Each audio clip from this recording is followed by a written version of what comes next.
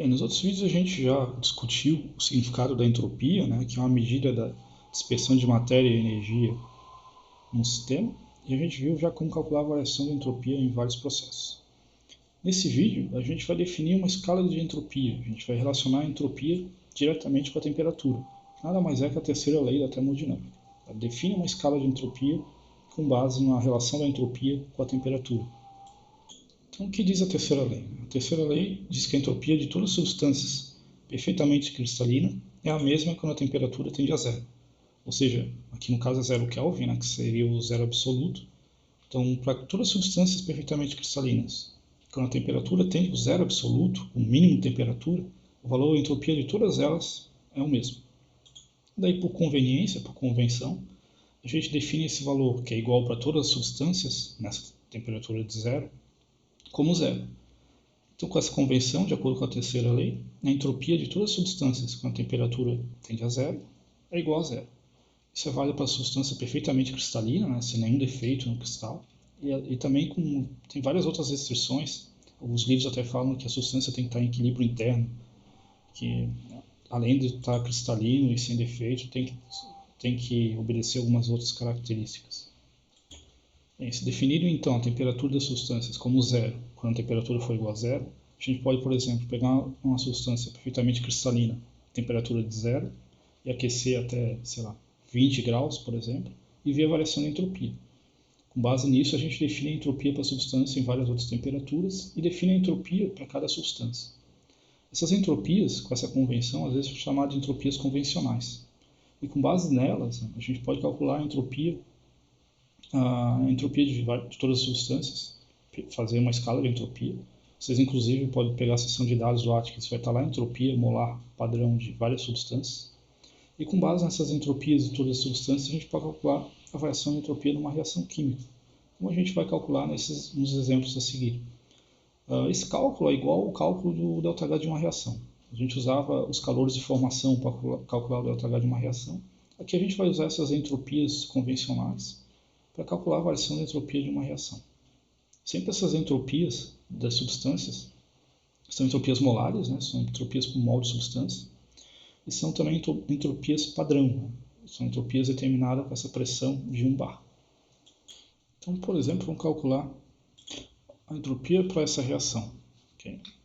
O enunciado diz o seguinte: a enzima anidrase carbônica catalisa a hidratação do CO2 em células sanguíneas. Daí aqui está a fórmula, né, para hidratação: CO2 mais água formando H2CO3. Calcule a variação de entropia para a reação, dado que aqui está dada a entropia molar padrão para todas as substâncias envolvidas. Isso é tirado da seção de dados do Atkinson. Né? Está dando a entropia molar padrão para H2CO3, para CO2 e para água. Aqui essa enzima, né, ela catalisa, ela aumenta a velocidade dessa reação. A gente vai falar sobre catalisadores na última semana do curso. Então a entropia para essa reação, que às vezes é dado um Rzinho aqui no meio para indicar que a variação de entropia para uma reação química, variação de entropia para uma reação química, variação padrão, né? Como é que a gente calcula? Vai ser a soma da entropia molar padrão dos produtos multiplicado pelos coeficientes estequiométricos menos a soma da entropia molar padrão dos reagentes multiplicado pelos coeficientes estequiométricos. Então, eu tinha comentado a mesma fórmula para calcular a variação de entalpia usando ΔH de formação. Então, para esse caso aí, vamos ver o que a gente tem de produto. Né? De produto a gente só tem H2CO3, que está aqui do lado direito da seta. Então, a entropia molar padrão do H2CO3 é 187,4. Deixa eu colocar a fórmula aqui, né, que talvez fique mais claro. Então a gente tem que vai ser a entropia molar padrão do H2CO3, que é o produto, menos a soma da entropia padrão dos reagentes. Né? Nesse caso, é o CO2 mais a água. Nesse caso, né, eu não preciso multiplicar por nada aqui na frente, né, multiplicar por 1, porque aqui todos os coeficientes estequiométricos dessa reação são 1. Então esse é um caso aí bem bem específico, né? Porque normalmente você tem que multiplicar pelo coeficiente estequiométrico.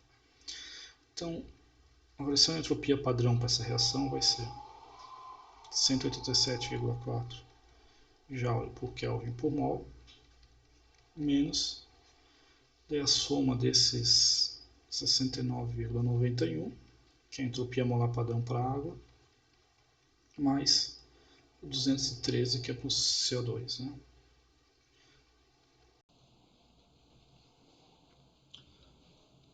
Então, fazendo essa soma aí, vai dar menos 96,3 Joule por Kelvin por mol.